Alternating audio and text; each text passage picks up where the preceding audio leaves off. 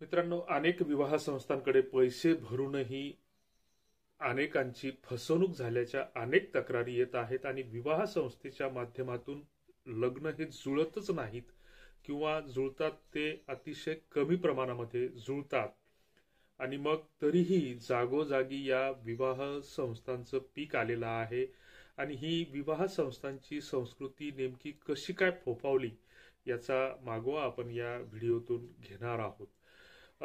खरं तर भारतीय किंवा आपली मराठी विवाह संस्था ही फार पुरातन आहे. अति प्राचीन अशी ही विवाह संस्था आहे. ही एका संस्काराच्या देवाणघेवाणीतून या विवाह संस्थेची निर्मिती झालेली आहे.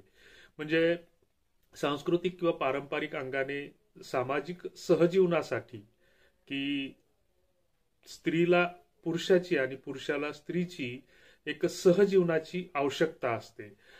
प्रजोत्पादनासाठी म्हणजे संतती निर्मितीसाठी सुद्धा एका स्त्री आणि पुरुष सहजीवनाची आवश्यकता ही प्रत्येकाला असते आणि त्यातून मग ही कुटुंब व्यवस्था हिची निर्मिती झालेली आहे.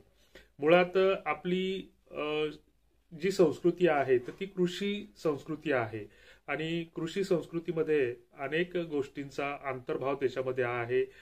परंपरागत अनेक गोष्टी त्याच्यामध्ये आहेत. मात्र काळाच्या ओघामध्ये आपलं जीवन धावपळीचं झालेलं आहे असं म्हणत असताना अनेक गोष्टींचा आपण विसर पाळला. त्याच्यामध्ये अनेक गोष्टींचा स्वीकार झाला किंवा त्याच्यामध्ये अनेक गोष्टींचं अतिक्रमण झालं आणि मग जी काही मूळ संस्कृती होती किंवा जी आपली मूळ परंपरा होती तर त्या परंपरेमागे कुठेतरी एक वैज्ञानिक किंवा सांस्कृतिक आधार होता.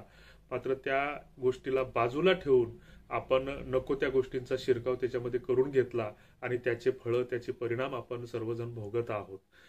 याचं उदाहरणच जर द्यायचं झालं तर आज महाराष्ट्रामध्ये एकही गाव असं नाही की त्या गावामध्ये मारुतीचं मंदिर नाही.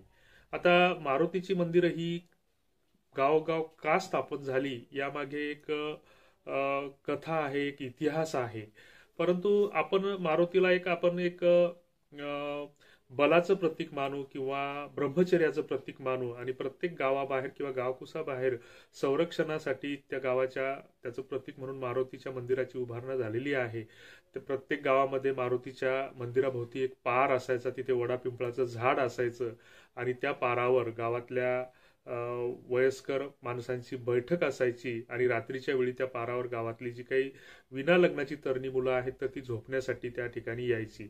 आणि ही आल्याच्या नंतर मग ज्यावेळेस एखाद्या तरण्या मुलाचं वयात आल्याच्या नंतर लग्न ठरायचं तर त्यावेळेस तो त्या मारुतीचं विडा देऊन दर्शन घ्यायचा आणि त्या मारुतीला निमंत्रण द्यायचा की आता मी इतके दिवस तुझ्या आशीर्वादाने ब्रह्मचर्याचं पालन केलेलं आहे, मात्र मी आता गृहस्थाश्रमात प्रवेश करतो, मला आशीर्वाद देण्यासाठी तू त्या ये. आणि तो विडा मारुतीला देऊन विवाहाच्या मांडवात त्या नवरदेवानं नवऱ्या मुलानं शिरायचं असतं. त्याला काही भागामध्ये परण्या किंवा इतर नावाने त्या विधीला ओळखलं जातं. मात्र याच्यामध्ये अलीकडच्या जे काही पाश्चात्य संस्कृतीच्या अंधानुकरणामध्ये आपण त्याच्यामध्ये सुरुवातीला डफडा आणलं, बँड आणला, त्याच्यानंतर डीजे आणला आणि त्याच्यासोबत दारू पण आणली. म्हणजे या नको त्या गोष्टीचा शिरकाव या विवाह संस्थेमध्ये झाला आणि नको त्या गोष्टी आपण स्वीकारत गेलो आणि आदली समाज ज्ञान सांगण्यामध्ये इतरांना खूप पटायत आहे. सकाळी जर सोशल मीडियाचा कुठलाही ग्रुप उघडला, मग ते फेसबुक असो, व्हॉट्सअप असो, ट्विटर असो, कुठलंही अकाउंट जर तुम्ही उघडलं तर अक्कल सांगणारे, ज्ञान सांगणारे भरपूर भेटतात. मात्र समाजासाठी सामाजिक उत्तरदायित्वाच्या हिशोबाने प्रत्यक्ष कृती करणारा कोणीच दिसत नाही. आणि मग यातूनच आपण आळशीपणामध्ये रेडीमेड संस्कृती स्वीकारली. मग धावपळीच्या निमित्ताने बरंच ग्रामीण भागाची ग्रामीण संस्कृतीशी नाळ तुटून काही लोक शहरामध्ये स्थलांतरित झाले आणि अशा वेळी मग आपली जुनी जी गावाकडची शेती माती भावबंदकीशी त्यांनी नाळ तोडली, नातेसंबंध तोडले आणि मग त्या पैशाच्या गुरमीत म्हणा किंवा आपल्या नोकरीच्या गुरमीत म्हणा त्यांनी आपली भावबंदकी सोडली, शेती सोडली आणि आपल्या गावाचा संबंध सोडला. आणि अशा स्थितीमध्ये मग प्रत्येक जण शहरी भागामध्ये आपापल्या कामात व्यस्त असताना अशा लोकांना या विवाह जे काही मॅरेज ब्युरो आपण ज्याला म्हणतो त्याच्याशिवाय पर्याय उरला नाही. मग आता ही विवाह किंवा मॅरेज ब्युरो जे हे काय असतात हे स्थळ सूचक असतात. त्यांच्या माध्यमातून विवाह जुळवण्याची किंवा जुळवून घेण्याची अपेक्षा ठेवणं हे सर्वथा चुकीचं ठरेल. आपण ही गोष्ट लक्षात घेतली पाहिजे की आपण समजा महाराष्ट्रातल्या कुठल्याही जिल्ह्यातील रहिवासी असू आणि प्रत्येक जिल्ह्यामध्ये जवळपास 6 ते 10 पर्यंत तालुके आहेत आणि एखाद्या दूरच्या तालुक्यातलं जर स्थळ आपल्यासाठी चालून आलं असेल तर आपण त्या ठिकाणी आपले नातेसंबंध नाते गोते पूर्ण चौकशी केल्याशिवाय आपण त्या ठिकाणी आपली मुलगी देणार नाही. आणि ह्या गोष्टी आपल्याला सगळ्यांना माहीत असताना सुद्धा आपण विवाह संस्थेकडून अपेक्षा ठेवतो, तिथं पैसे भरतो आणि पैसे भरून फसवणूक झाल्याच्या नंतर मग हाताला तेल लावून मग बाजारात बोंबलत फिरतो की फसवणूक झाली फसवणूक झाली. विवाह संस्था आता सध्याचं हे सगळ्यांचं धावपळीचं जीवन झालेलं आहे आणि अशा स्थितीमध्ये जर एखाद्या तालुक्यात जिल्ह्यात एखाद्या विवाह संस्थेचं कार्यालय असेल किंवा एखादा व्हॉट्सअप ग्रुप असेल किंवा सोशल मीडिया ग्रुप असेल तर त्यामध्ये शेकडो बायोडाटे येत राहतील, मात्र सगळेच आपल्या कामाचे किंवा उपयोगाचे आहेत असं होत नाही. मग त्यातून जर आपल्याला असं वाटलं किंवा हा एखादा आपल्या ओळखीतला वाटतो किंवा आपल्याशी जुळता मिळता वाटतो आपल्या भागातली, मग त्या ठिकाणी जर आपली कुठली नात्यागोत्याची मित्रत्वाची ओळख जर निघत असेल तर ती विवाहाची बोलणी पुढे सरकू शकते.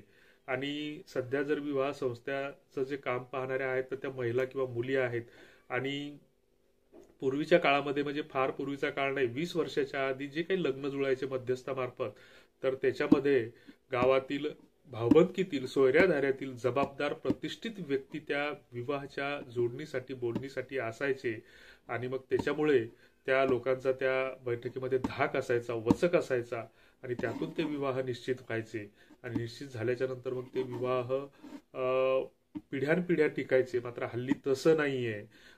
साखरपुडा झाल्याच्या नंतर बऱ्याच जणांचे विवाह जुळेपर्यंत किंवा लग्न होईपर्यंत टिकत नाहीत. काहींचे लग्न होतात तर ते 4-6 महिन्यात 1-2 वर्षात त्याच्या भानगडी पडतात. म्हणजे जेवढे विवाह संपन्न व्हायला त्याच्या निम्म्या विवाहाच्या पुन्हा भानगडी सुरू व्हायला लागल्या. तर ही आपली नेमकी वाटचाल कुठल्या दिशेनं चालू आहे याबाबत समाज धुरीणांनी चिंतन मनन करणे गरजेचं आहे. तुर्तास हा व्हिडिओ जर आपल्यास योग्य वाटत असेल तर प्ले स्टोअरला जाऊन मराठा लग्न अक्षदा ॲप डाउनलोड करा.